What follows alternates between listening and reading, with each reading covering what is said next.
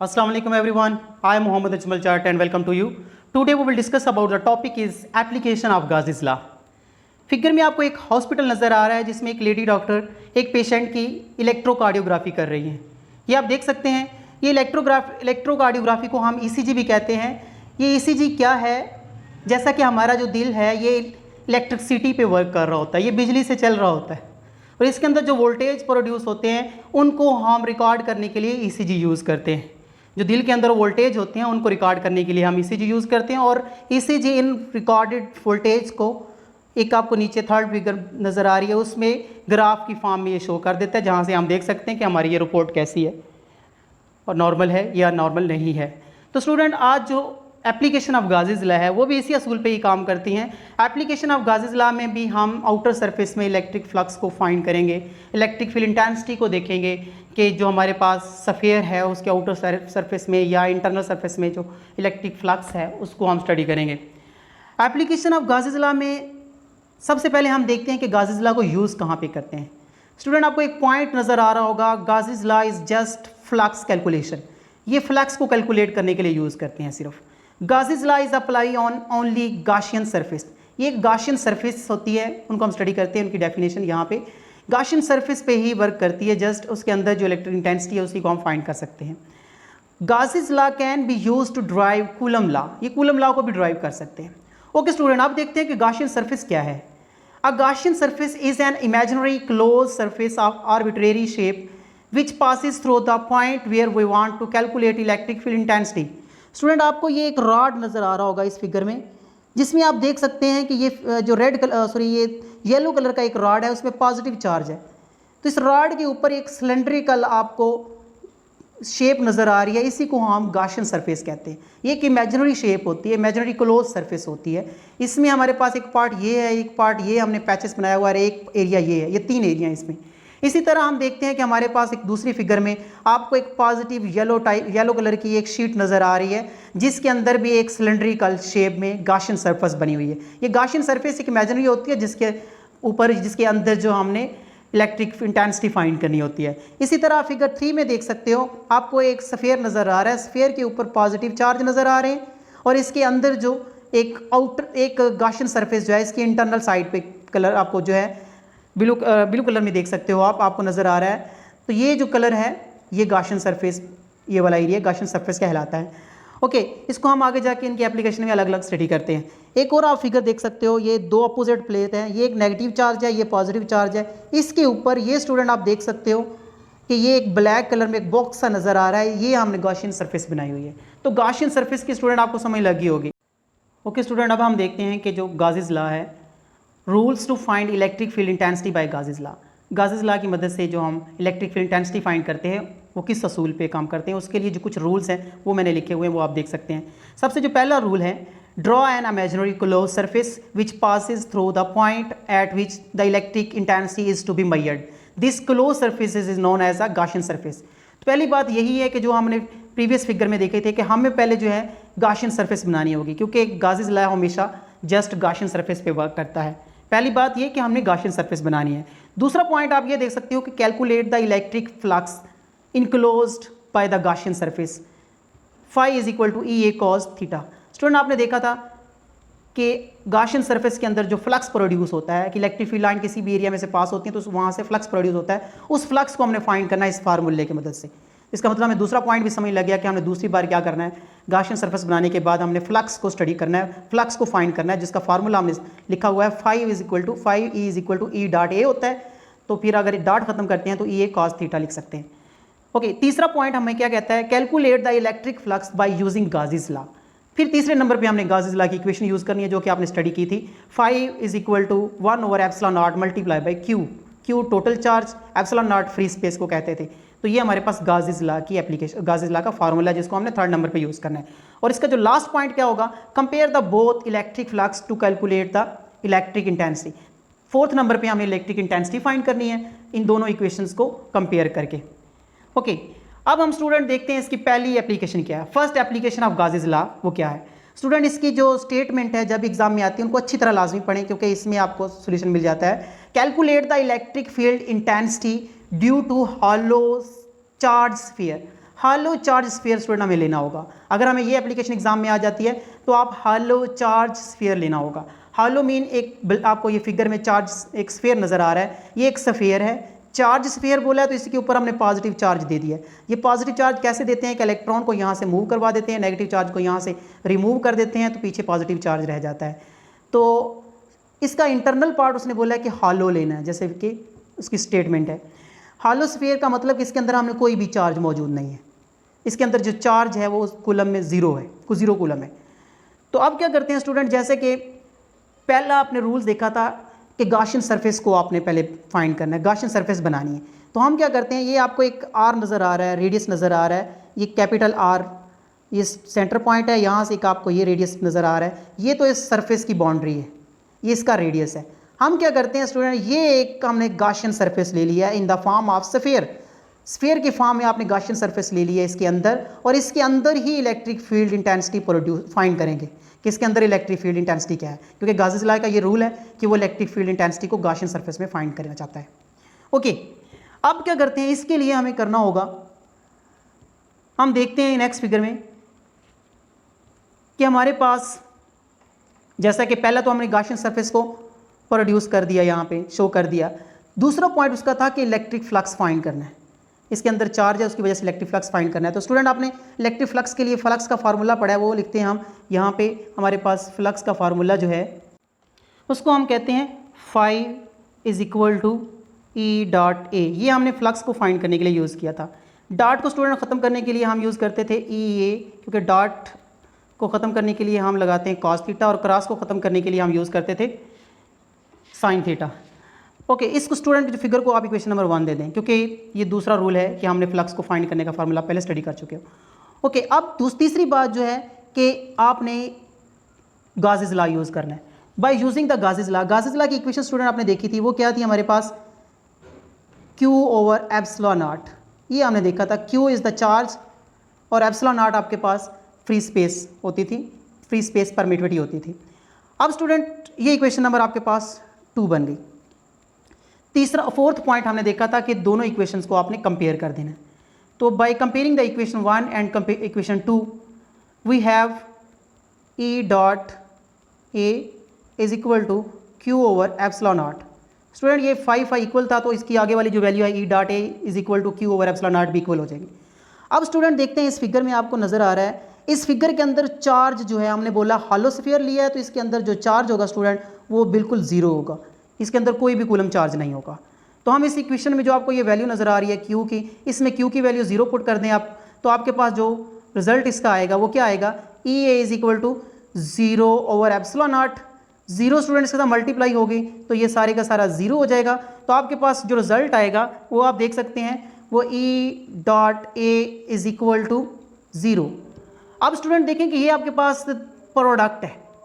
ई product का मतलब ये होता है, अगर प्रोडक्ट इक्वल 0 के हो तो इसका मतलब ये होता है या तो ई 0 है या फिर एरिया 0 है, इनमें एक चीज़ 0 हो सकती है। तो आप ज़रा फिगर में देखें, फिगर में आपको क्या नज़र आ रहा है, एक एरिया सा नज़र आ रहा है, इसका मतलब फिगर का एरिया तो है, इसका area is not equal to 0, लेकिन इसकी जो इलेक्ट्रिक फील्ड इंटेंसिटी है इस फिगर के अंदर, क्योंकि चार्ज ही नहीं है तो इसके अंदर जो इलेक्ट्रिक फील्ड इंटेंसिटी है स्टूडेंट वो 0 के इक्वल है। ओके, ये था हमारा रिजल्ट जो कि फर्स्ट एप्लीकेशन का था कि अगर हॉलो स्फीयर चार्ज होगा उसके अंदर जो इलेक्ट्रिक फील्ड इंटेंसिटी होगी वो 0 होगी। स्टूडेंट ये आपके पास MCQ टाइप क्वेश्चन भी आ सकता है कि हॉलो चार्ज स्फीयर में इलेक्ट्रिक फील्ड इंटेंसिटी क्या होगी। जी, अब हम देखते हैं कि हमारे पास जो सेकेंड एप्लीकेशन है ऑफ गाउस लॉ की वो क्या है। Calculate the electric field intensity due to an infinite sheet of charge. Infinite sheet of charge अब हम लेनी होगी। स्टूडेंट ये हमारे पास एक शीट है, इसके ऊपर जो चार्ज है वो इन्फिनाइट है, इन्फिनिटी चार्ज है ये। तो हम कह सकते हैं कि इस सरफेस की जो चार्ज डेंसिटी वो क्या है उसको भी हम देख सकते हैं, जैसा कि लिखा है, consider an infinite sheet charge as show in the figure below, let the uniform surface charge density is. Uniform surface charge density क्या है, चार्ज डेंसिटी को स्टूडेंट हम डिनोट करते हैं सिग्मा से, सिग्मा से डिनोट करते हैं, और ये किसके इक्वल होती है, sigma is equal to total charge Q divided by area. Student ये जो हमने शीट ली हुई है ये हमारे पास इसका जो एरिया वो ए है और इसके ऊपर जो चार्ज है उनको हम क्यू कहते हैं, क्योंकि ये टोटल चार्ज हैं आपके पास। Okay, we want to find out electric field intensity at point P due to charge distribution. इन चार्ज की वजह से हम जो है ना इलेक्ट्रिक फील्ड इंटेंसिटी फाइंड करेंगे। तो आपने गाउस लॉ का पहला जो रूल उसका देखा था कि अगर आपके पास ये स्टूडेंट सरफेस चार्ज डेंस एक आपके पास क्या कहते हैं इसको, इन्फिनाइट शीट ऑफ चार्ज है, इसके ऊपर आपने पहले एक गाशियन सरफेस लेनी है, गाशियन सरफेस के बाद आपने इलेक्ट्रिक फ्लक्स फाइंड करना है, तीसरा रूल उसका था कि आपने गाउस लॉ यूज़ करना है और चौथा रूल उनको कंपेयर करना था। तो हम ये चारे रूल यूज़ करते हुए हम इनको सॉल्व करते हैं जी। हम देख सकते हैं कि we divide the cylindrical Gaussian surface into 3 part, S1, S2 and S3। Student ये मेरे पास एक पार्ट है S1, ये जो आपने गाशियन सरफेस ली हुई है in the form of cylindrical, इसको 3 हिस्सों में डिवाइड कर दो। एक हिस्सा ये है इसका, ये S1 इसको नाम दे दो, यहाँ पे जो फ्लक्स फाइंड करेंगे वो फ्लक्स 1 होगा। ये इसको आप नाम दे दो S2, यहाँ पे जो फ्लक्स प्रोड्यूस होगा फाइंड करेंगे उसको S2 बोलेंगे। और ये एक तीसरा एरिया स्टूडेंट इसके सरफेस पे कर्व फॉर्म में, तो इसको जो है हम S1 कहते हैं और यहाँ पे जो फ्लक्स फाइंड करेंगे वो S3 होगा। S1 किसे कहते हैं जी, left cross sectional area of cylindrical Gaussian surface, जो कि आपके पास ये वाला है। और S2 किसे कहते हैं, right cross sectional area of cylindrical Gaussian surface, ये वाला जो राइट है इसको हम राइट क्रॉस सेक्शनल एरिया कहते हैं। S3 क्या है, area of curved of cylindrical Gaussian surface, ये जो आपको कर्व्ड फॉर्म में ऊपर जो नज़र आ रहा है ये स्टूडेंट हमारे पास जो तीसरा एरिया है। अब हम क्या करना चाहते हैं कि हमारे पास ज़रा देख लें, फिगर में देखते हैं, नेक्स्ट देखते हैं हम अगली फिगर में कि हमारे पास ये जो इलेक्ट्रिक फील्ड लाइंस हैं, ये वाली स्टूडेंट हमारे पास एक चार्ज प्लेट ली हुई है हमने, ये वाली, इस पे पॉजिटिव चार्ज है। जब इस पे पॉजिटिव चार्ज है स्टूडेंट, तो अब क्या होगा कि पॉजिटिव चार्ज में आपको पता है कि electric field line outward move करते हैं, यहाँ से इलेक्ट्रिक फील्ड लाइन आउटवर्ड इधर भी मूव कर रही हैं, राइट साइड में मूव कर रही हैं, लेफ्ट साइड में मूव कर रही हैं। तो इसका मतलब ये हुआ कि हमने जो गाशियन सरफेस ली हुई है ये वाली, इसमें इलेक्ट्रिक फील्ड लाइन कहाँ पे पैरेलल होंगी और कहाँ पे परपेंडिकुलर होंगी। जहाँ पे परपेंडिकुलर होंगी वहाँ पे फ्लक्स 0 होगा, जहाँ पे पैरेलल होंगी वहाँ पे फ्लक्स मैक्सिमम होगा। तो अब हम इसका फ्लक्स फाइंड करते हैं कि फ्लक्स फाइंड करने के लिए हम सबसे पहले जो फार्मूला यूज़ करते थे स्टूडेंट, हमारे पास जो फार्मूला था फ्लक्स फाइंड करने का, 5 = E डॉट ए, डॉट ख़त्म करके स्टूडेंट हम यूज़ करते थे E A cos थीटा। अब स्टूडेंट देखें, इसको फ्लक्स 1 का नाम दे दें, S1 है, ये हम फाइंड कर रहे हैं सरफेस 1 पे, S1 पे, ये जो वाला एरिया है। इसमें स्टूडेंट आप देख सकते हो कि ये वाला इसका एरिया जो है ना इस तरह शो कर रहा है, आपको फिगर में भी नज़र आ रहा है लेकिन मैंने बना दिया, ये इसका एरिया है। और इलेक्ट्रिक फील्ड लाइन ये पॉजिटिव से निकल रही हैं, ये बिल्कुल, ये देख लें आप, इलेक्ट्रिक फील्ड लाइन भी इसके बिल्कुल पैरेलल है। इसका मतलब ये हुआ कि इलेक्ट्रिक फील्ड लाइन और एरिया एक दूसरे के पैरेलल है, अलॉन्ग एक्स एक्सिस है। तो हम कह सकते हैं कि इनके दरमियान में जो थीटा है वो स्टूडेंट 0 का है, इसके दरमियान में जो एंगल है एरिया और इलेक्ट्रिक फील्ड लाइन के में जो एंगल है वो 0 है। तो हम इसके फ्लक्स में वैल्यू पुट कर सकते हैं कि फ्लक्स 1 = है आपके पास EA cos 0, थीटा जो है इसका स्टूडेंट 0 है और cos 0 आपको पता है स्टूडेंट 1 के इक्वल होता है। तो EA 1 के साथ मल्टीप्लाई करेंगे आप, तो आपके पास फ्लक्स की जो वैल्यू है फ्लक्स 1 की स्टूडेंट वो आ जाएगी EA, इक्वेशन नंबर 1 बना लें इसको। ये स्टूडेंट आपके पास एक रिज़ल्ट आ गया। अब हम देखते हैं S2, जिसको हम नाम दे सकते हैं फ्लक्स 2। S2 स्टूडेंट आपको ये वाला एरिया नज़र आ रहा होगा। इस एरिया में आप देखें कि इलेक्ट्रिक फील्ड लाइन यहाँ से इस तरफ मूव कर रही है राइट साइड पे, ये आप देख सकते हैं कि इलेक्ट्रिक फील्ड लाइन इधर से ऐसे जा रही है E, और एरिया भी बिल्कुल इसी सरफेस में ही है। तो बिल्कुल अब क्या होगा, इलेक्ट्रिक फील्ड और एरिया यहाँ पे भी एक दूसरे के पैरेलल हैं, तो लिहाजा यहाँ पे जो एंगल बन रहा होगा स्टूडेंट वो भी आपके पास 0 का इक्वल होगा। तो आप इसकी वैल्यू भी बिल्कुल वैसे ही फाइंड कर सकते हैं। 5 = है EA, मैं डॉट नहीं लिख रहा, डायरेक्ट लिख रहा हूँ, cos थीटा की वैल्यू स्टूडेंट आपको पता है यहाँ पे 0 है सिंस। तो अब आपके पास जो 5 स्टूडेंट आ रहा है वो है EA cos 0 = होता है 1 के, आप कैलकुलेटर से चेक कर सकते हैं 1 के इक्वल है। तो यहाँ पे जो फ्लक्स आ रहा है फ्लक्स 2 = आ रहा है EA इक्वल, इसको इक्वेशन नंबर आप 2 का नाम दे दें, क्योंकि इसमें देखें स्टूडेंट इसमें बिल्कुल एरिया और इलेक्ट्रिक फील्ड लाइन एक दूसरे के पैरेलल थी। एरिया जो है वो वेक्टर एरिया एक दूसरे के पैरेलल, लेकिन जो सरफेस एरिया वो एक से परपेंडिकुलर है। अब हम देखते हैं flux 3, area of curved of cylindrical Gaussian surface. Student ये आपको फिगर नज़र आ रही है ये वाली S3 यहाँ पे नज़र आ रहा है। ये जो कर्व फॉर्म में जो आपके पास एरिया है ना, यहाँ पे आप देखें, यहाँ पे एरिया जो है स्टूडेंट ये अपवर्ड है, एरिया आपको ऐसे नज़र आ रहा है अपवर्ड, लेकिन इलेक्ट्रिक फील्ड लाइन जो है वो ये इस तरह है, इलेक्ट्रिक फील्ड इस तरह। तो इनके दरमियान में जो एंगल है स्टूडेंट देखो 90 का बन रहा है। इसका मतलब ये जो S3 है यहाँ पे इलेक्ट्रिक एरिया जो है अपवर्ड है, अलॉन्ग वाई एक्सिस है, और इलेक्ट्रिक फील्ड लाइन जो है वो बिल्कुल यही इलेक्ट्रिक फील्ड लाइन आ रही है जी, ये वाली, ये एक दूसरे के जो है ये इसके परपेंडिकुलर है। तो हम कह सकते हैं यहाँ पे जो एंगल बन रहा है स्टूडेंट वो आपके पास बन रहा है 90 का। तो आप बिल्कुल वैसे ही वैल्यू पुट करें, 5/3 is equal to EA cos theta. Theta की वैल्यू स्टूडेंट पुट करें तो आपके पास क्या आता है रिजल्ट इसका, EA cos 90। cos 90 स्टूडेंट आप ज़रा चेक कर सकते हो कैलकुलेटर से, वो 0 के इक्वल होता है। cos 90 इक्वल टू 0, तो जब EA के साथ मल्टीप्लाई करेंगे हम 0 को, तो हमारे पास जो फ्लक्स स्टूडेंट वो किसके इक्वल होगा, फ्लक्स 3 इज इक्वल टू होगा 0 के। तो ये इक्वेशन नंबर हम थर्ड बना लेते हैं, ये थर्ड हमारे पास इक्वेशन आ गई। अब हम देखते हैं कि टोटल फ्लक्स क्या है। टोटल फ्लक्स को स्टूडेंट मैं नाम देता हूँ 5E से, जो कि हम कह सकते हैं कि हमारे पास 3 सरफेस थी, 4 सरफेस है तो 4 अब फ्लक्स बना सकते हो, 3 सरफेस हैं तो इनका आप ऐड कर दें इनको सबको, flux 1 plus flux 2 plus flux 3।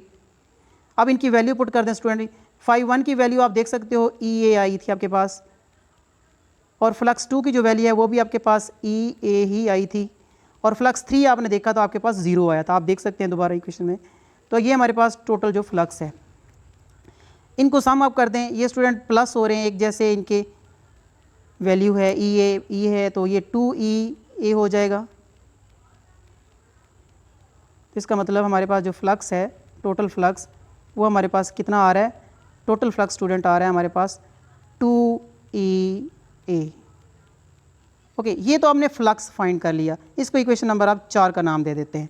अब स्टूडेंट हम देखते हैं सरफेस चार्ज डेंसिटी क्या है। उसके लिए हमने देखा था प्रीवियस में कि हमारे पास जो फार्मूला था उसमें हमने देखा था कि हमारे पास जो सरफेस चार्ज डेंसिटी है वो हमारे पास थी टोटल चार्ज, जिसको हमने Q का नाम दिया था, कि हमारे पास जो टोटल चार्ज कैपिटल Q से डिनोट किया था डिवाइडेड बाय एरिया। ये हमारे पास स्टूडेंट सरफेस चार्ज डेंसिटी थी जिनको हमने सिग्मा से डिनोट किया था। अब यहाँ से आप Q की वैल्यू निकाल लें, ज़रा Q की वैल्यू निकालें, क्योंकि मैंने इसको आगे पुट करना है। Q की वैल्यू क्या आएगी, A जाके जो है मल्टीप्लाई हो जाएगा सिग्मा के साथ, तो Q की वैल्यू आ जाएगी सिग्मा A। ये हमारे पास Q की वैल्यू आ गई।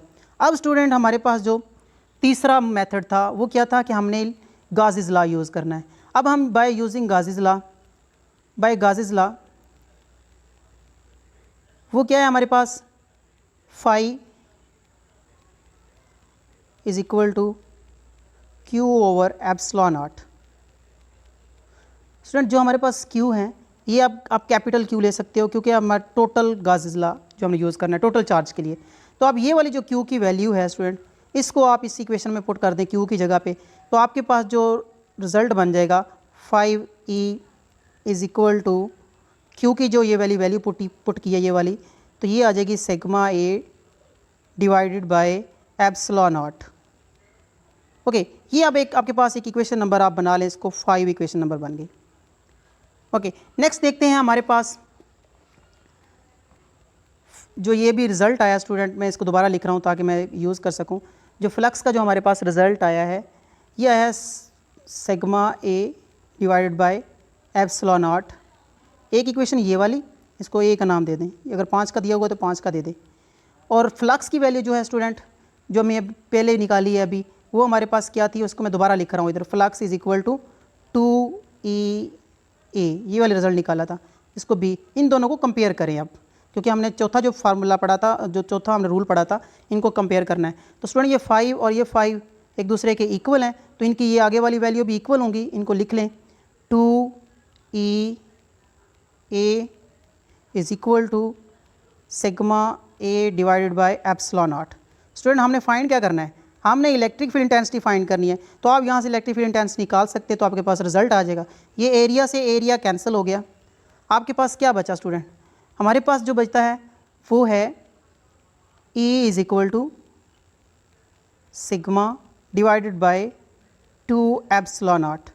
ये आप इसको कैलकुलेट करके निकाल सकते हो। अगर इसको वेक्टर फॉर्म में लिखना है स्टूडेंट, तो आपके पास sigma divided by 2 epsilon naught are vector form में लिखते हैं। यहाँ पे आर एक यूनिट वेक्टर है स्टूडेंट, ये वाला हमारा वेक्टर फॉर्म है। अगर आप कह सकते हो कि अगर हमने वेक्टर फॉर्म में लिखना है, या तो मैं यहाँ पे दोबारा लिख देता हूँ, sigma divided by 2 epsilon naught are vector. अगर वेक्टर फॉर्म में है, अगर आपने पॉजिटिव चार्ज की शीट ली हुई है स्टूडेंट, तो आपके पास ये रिजल्ट आएगा। अगर आपने नेगेटिव चार्ज की शीट ली हुई है, अब ये भी क्वेश्चन आ सकता है कि अगर आपने नेगेटिव चार्ज की जो शीट ली हुई है तो फिर इसका रिजल्ट क्या आएगा। फिर स्टूडेंट सिर्फ थोड़ी सी इसकी डायरेक्शन चेंज होगी, डायरेक्शन में आपको पता है, बाकी रिजल्ट तो बिल्कुल सेम ही रहेगा, सिर्फ नेगेटिव आर आ जाएगा। ये जब आपने नेगेटिव इनफिनाइट शीट चार्ज लेंगे। ओके स्टूडेंट, ये था आपके पास। इसमें आप ये कह सकते हो कि इसमें जो इलेक्ट्रिक फील्ड इंटेंसिटी है नेगेटिव में, ये है डायरेक्टेड टूवर्ड द शीट, और पॉजिटिव में directed outward of the sheet. ठीक है, पॉजिटिव में आउटवर्ड होती है और इसमें डायरेक्टेड टूवर्ड द शीट होती है। जी स्टूडेंट, अब हम देखते हैं third applications of Gauss law. Third application of Gauss law क्या है? Calculate the electric field intensity between two oppositely charge plates. Oppositely charge plate student, पहले हमने क्या लिया था? पहले हमने हॉलो स्फीयर, उसने बोला था यहाँ पे हमने हॉलो स्फीयर ले लिया, फिर उसने बोला था इनफिनाइट शीट ले लें, हमने इनफिनाइट शीट ले ली। अब हमें यहाँ पे स्टेटमेंट मिली है oppositely charge plate. Oppositely charge plate कौन सी है? एक ये पॉजिटिव चार्ज प्लेट ले लिया आपने, ये पॉजिटिव चार्ज है इस पर, और उसके बाद हमने दूसरी साइड पे नेगेटिव चार्ज प्लेट ले ली है। तो इसके दरमियान में इलेक्ट्रिक फील्ड इंटेंसिटी जो है, इलेक्ट्रिक फील्ड लाइंस, ये पॉजिटिव से शुरू होंगी, नेगेटिव पे एंड होगी, पॉजिटिव से स्टार्ट होंगी, यहाँ से नेगेटिव पे एंड हो रही हैं। तो आपने स्टूडेंट देखा था प्रीवियस लेक्चर में कि यहाँ पे सेंटर में जो इलेक्ट्रिक फील्ड इंटेंसिटी होती है वो स्ट्रॉन्ग होती है। तो अब हम देखते हैं कि इसके सेंटर में जो है वो इलेक्ट्रिक फील्ड इंटेंसिटी स्ट्रॉन्ग है, और हम उसको कैसे फाइंड कर सकते हैं, ये हम गाउस लॉ यूज़ करके फाइंड करेंगे। गाउस लॉ क्या कहता है? Consider two oppositely charge plate A and B are placed at a very small distance as show in figure. Suppose ये स्टूडेंट हमारे पास एक चार्ज डेंसिटी जो आपने प्रीवियस में यूज़ की थी कि सरफेस चार्ज डेंसिटी, उसको हमने सिग्मा से डिनोट किया था। Is the magnitude of surface charge density on plate. Charge density को आप ज़रा दोबारा देख लें। चार्ज डेंसिटी स्टूडेंट हमने बोला था कि जितने भी चार्ज इस पर ज़्यादा होंगे उसकी डेंसिटी ज़्यादा होगी। इसका एक एरिया है, तो इस पर जितने ज़्यादा चार्ज होंगे उसकी डेंसिटी उतनी ही ज़्यादा होगी। इसका हम फार्मूला ज़रा दोबारा यहाँ पे दोहरा लेते हैं। Sigma is equal to total charge Q divided by area, कि आप जो अगर बड़ी एरिया ले रहे हो इस प्लेट का, इन प्लेट अपोजिट चार्ज का प्लेट्स का, तो इनका जो है ना डेंसिटी भी ज़्यादा होगी, तो क्योंकि इनके ऊपर चार्ज ज़्यादा होंगे तो इनकी आप सरफेस चार्ज डेंसिटी ज़्यादा कह सकते हो। We want to find out electric field intensity at a point P. ये स्टूडेंट आपको एक पॉइंट पी नज़र आ रहा है, यहाँ पे हम इलेक्ट्रिक फील्ड इंटेंसिटी फाइंड करना चाहते हैं। तो इसके लिए हम देखते हैं कि एक, जैसे कि आपने पहला रूल देखा था, इस फिगर में आप स्टूडेंट देख रहे हैं कि वही आपके पास ये पॉजिटिव चार्ज है और ये आपके पास नेगेटिव चार्ज है, यहाँ से इलेक्ट्रिक फील्ड लाइन निकल रही है, यहाँ से एंड हो रही हैं। तो स्टूडेंट हमने पहला जो रूल देखा था गाउस लॉ का कि आपने एक गॉसियन सरफेस लेनी है, एक इमेजिनरी सरफेस लेनी है। तो मैंने ये एक इमेजिनरी सरफेस ले ली है। ये आपको एक बॉक्स नज़र आ रहा होगा in the form of box. ये बॉक्स की 4 साइडें हैं स्टूडेंट, हम स्टूडेंट करते हैं ये पी क्यू, ये आपको टी क्यू नज़र आ रहा है, ये वाली साइड टी क्यू है, यहाँ पे इसका एरिया इस साइड पे है। ओके, ये आपको जो नज़र आ रहा है पी क्यू आर जो है यहाँ पे, इसका एरिया जो है इस साइड पे है। ओके, अब ये जो एस आर आपको नज़र आ रहा है, इसका एरिया इस साइड पे है, और ये आपको टी एस नज़र आ रहा है, टी एस, इसका एरिया इस साइड पे है। तो हम चेक करना चाहते हैं कि इलेक्ट्रिक फील्ड इंटेंसिटी किस साइड पे है इस बॉक्स में। तो इसमें आप देखें ज़रा, टी क्यू एस आर के पैरेलल है, क्यू आर एस टी के पैरेलल है। तो इसमें ज़रा स्टूडेंट देखें, मैं इन एरिया को यहाँ पे बना लेता हूँ। ये आप इलेक्ट्रिक फील्ड लाइन को एक पहले बात माइंड में रखें कि इलेक्ट्रिक फील्ड लाइन इस साइड पे जा रही है, ये इलेक्ट्रिक फील्ड लाइन की डायरेक्शन है। ठीक है जी, अब हम देखते हैं पहला एरिया नंबर 1 मैं ये ले लेता हूँ। चलो एरिया नंबर 1 आगे बनाते हैं। ये एरिया 1 है फॉर एग्जांपल। तो यहाँ पे देखो कोई भी इलेक्ट्रिक फील्ड लाइन नहीं है, ये वाली साइड जो है स्टूडेंट ये बाहर है इलेक्ट्रिक फील्ड लाइन से। यहाँ पे फ्लक्स 0 होना चाहिए क्योंकि ये बाहर है बिल्कुल, ये समझ लो कि आप बाहर ले रहे हो, इसमें इलेक्ट्रिक फील्ड लाइन नहीं दाखिल हो सकती क्योंकि ये इस चार्ज प्लेट से बाहर वाली साइड पे है। तो हम कह सकते हैं कि हमारे पास जो ये वाली साइड है, ये वाला एरिया है, यहाँ पे फ्लक्स 0 होना चाहिए। ये मैथमेटिकल प्रूव करते हैं। ओके, अब देखते हैं एस आर वाली सीढ़ी वाली, इसमें स्टूडेंट इसका एरिया इस साइड पे है, वेक्टर एरिया जो है ये है, और इलेक्ट्रिक फील्ड लाइन इस साइड पे ऐसे। तो अब स्टूडेंट देख सकते हो इनके दरमियान में 90 का एंगल है। जब 90 का एंगल होगा तो इसका मतलब कि ये इसका फ्लक्स इस साइड पे भी 0 हो सकता है। इसको मैथमेटिकल प्रूव करेंगे। ओके, अब हम देखते हैं थर्ड साइड। थर्ड साइड में स्टूडेंट आप देख सकते हो कि हमारे पास ये वाली साइड है थर्ड, ये जो एरिया इसका इस साइड पे है, लेकिन इलेक्ट्रिक फील्ड लाइन आप देख सकते हो इस साइड पे जा रही है, तो यहाँ पे भी इसका फ्लक्स आपको इसके दरमियान में जो एंगल है 90 है, तो फ्लक्स इसका 0 होना चाहिए, मैथमेटिकल प्रूफ से देखेंगे। ओके, अब हम देखते हैं कि हमारे पास ये वाला जो एरिया है, ये एरिया जो है इलेक्ट्रिक फील्ड लाइन में है, और इलेक्ट्रिक फील्ड लाइन भी ये इलेक्ट्रिक फील्ड लाइन पास हो रही है, और ये इसका एरिया इसके एक दूसरे के पैरेलल है। यहाँ पे एंगल थीटा जो है 0 नज़र आ रहा है, यहाँ पे मैक्सिमम होना चाहिए। इसको हम देखते हैं मैथमेटिकल स्टेप से। जी, पहले हमने साइड ली the flux through top of the box.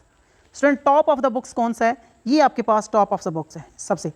यहाँ पे हम फ्लक्स 1 फाइंड करेंगे, जैसे कि हम पहले देखते हैं। फ्लक्स 1 फाइंड करने के लिए आपके पास फार्मूला स्टूडेंट आपने देखा था EA cos थीटा।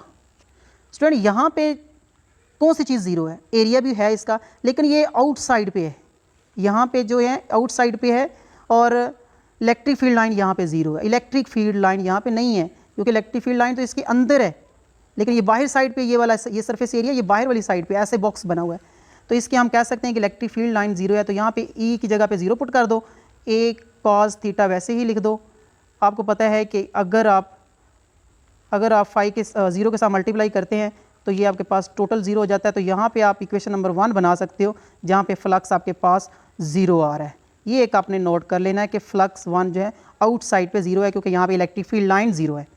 अब हम देखते हैं the flux through one side of box. Student, one side of box कौन सी होगी? कोई भी साइड ले लें। चले मैं यहाँ पे ले लेता हूँ कि मेरे पास फ्लक्स 2 वाली साइड है, ये वाली साइड है। ये यहाँ पे मैंने बताया था कि फ्लक्स 0 होना चाहिए, लेकिन मैथमेटिकल स्टेप से देखते हैं कैसे 0 होता है। स्टूडेंट देखें ज़रा, ये वाला जो ST है, ये ST एक साइड ले ली है मैंने, ST साइड, ठीक है जी। ये वाली ST साइड है, इसमें जो एरिया इसका इस साइड पे ऐसे, ये एरिया वेक्ट्रिकल एरिया, लेकिन इलेक्ट्रिक फील्ड लाइन स्टूडेंट ऐसे पास हो रही हैं। तो अगर वेक्ट्रिकल एरिया अपवर्ड है और लाइन इस साइड पे है, तो इनके दरमियान में स्टूडेंट 90 का एंगल है, एक दूसरे के परपेंडिकुलर है। इसका मतलब थीटा इज इक्वल टू 90 है। तो आप फ्लक्स फाइंड कर सकते हो। फ्लक्स फाइंड करने का फ्लक्स 2 इसको नाम दे दो। फ्लक्स 2 फाइंड करने का फार्मूला है आपके पास EA cos theta, EA cos theta लिख दें। इसको दोबारा लिखता हूँ, फ्लक्स 2 फाइंड करते हैं। Flux 2 is equal to EA cos theta. Theta student आपको पता है 90 के इक्वल है, तो आपके पास फ्लक्स 2 किसके इक्वल आ जाएगा? EA cos 90। cos जो 90 होता है वो स्टूडेंट 0 के इक्वल होता है, तो आपके पास फ्लक्स 2 भी 0 आ जाएगा, क्योंकि ये 0 जब मल्टीप्लाई करेगा EA के साथ तो ये सारे का सारा 0 हो जाएगा। अब हम देखते हैं next, the flux through bottom of the box. Student, bottom of the box कौन सा है? ये वाला एरिया जो है आप इसकी बात कर रहे हैं, ये वाले की, बॉटम ऑफ द बॉक्स। ये मैं अगर इस फिगर को ज़रा मैं यहाँ पे दोबारा बना लूँ ऐसे, तो ये यहाँ पे एक एरिया, यहाँ पे फ्लक्स 0 हुआ, यहाँ पे भी फ्लक्स 0 हुआ। ये अब हम इसकी बात कर रहे हैं स्टूडेंट, ये इसका बॉटम है। तो यहाँ पे ज़रा देखें, एरिया आपका इस साइड पे है और इलेक्ट्रिक फील्ड लाइन भी इसी साइड पे है। इलेक्ट्रिक फील्ड लाइन भी इसी साइड पे, एरिया भी इसी साइड पे है, तो ये एक दूसरे के दरमियान पैरेलल हैं। तो इनके दरमियान में जो एंगल बनता है स्टूडेंट वो बनता है 0 का। तो हम कह सकते हैं कि इनके दरमियान जो एंगल है वो थीटा इज इक्वल टू 0 है, क्योंकि इलेक्ट्रिक फील्ड लाइन भी इसी साइड पे है और एरिया भी इसी साइड पे है। तो अब हम इसकी वैल्यू पुट करें, फ्लक्स 3 इसको नाम दे दें। Flux 3 is equal to EA cos theta, EA cos theta, sorry,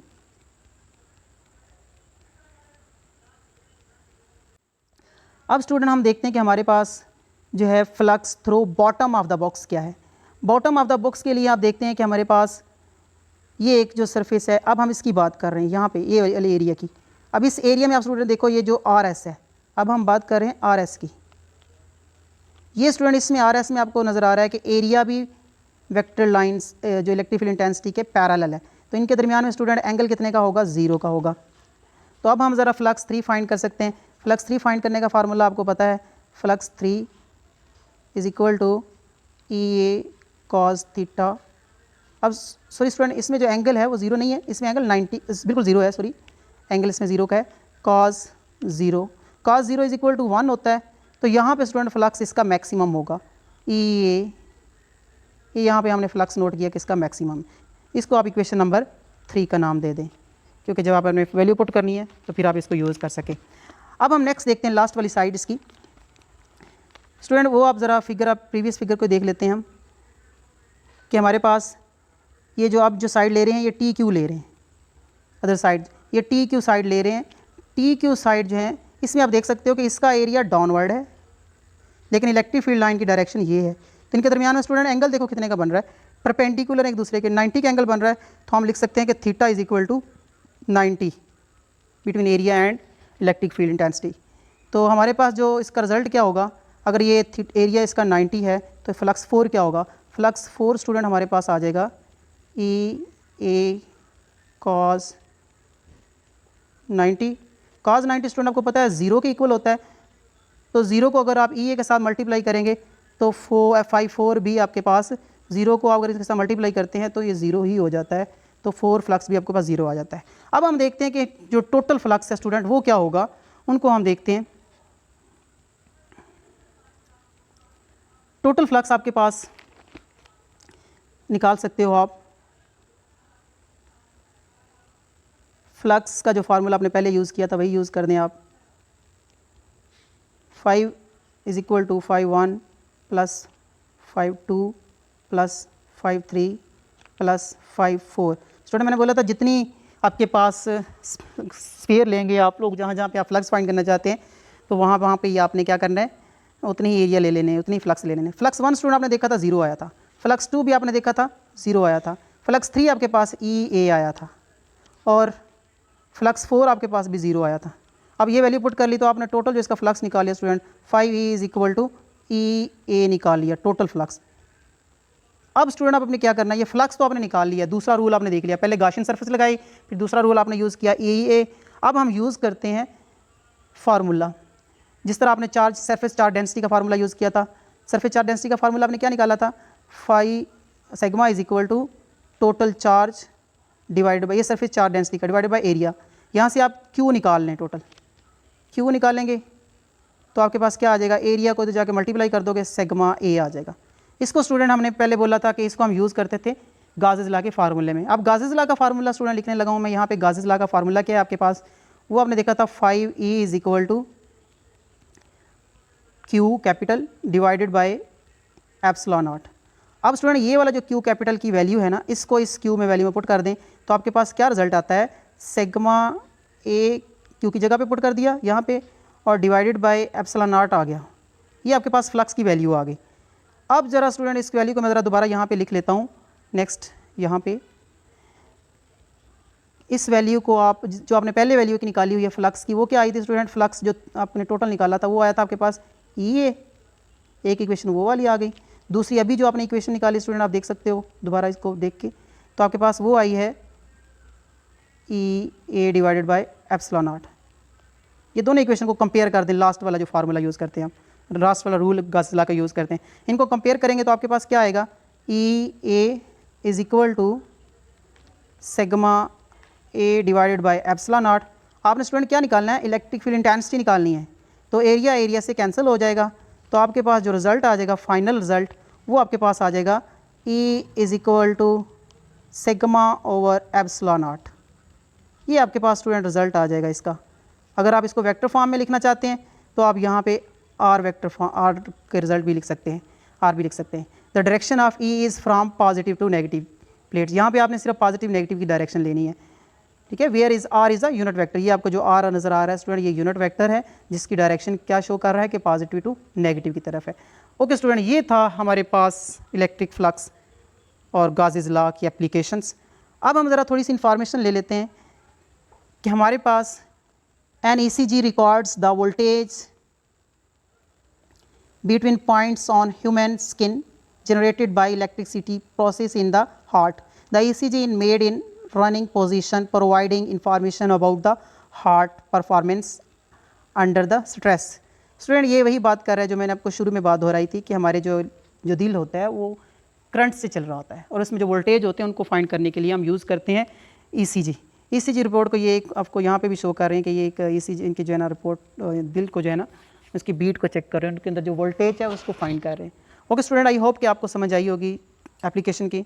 इंशाल्लाह नेक्स्ट चलेंगे फिर next. Thank you so much.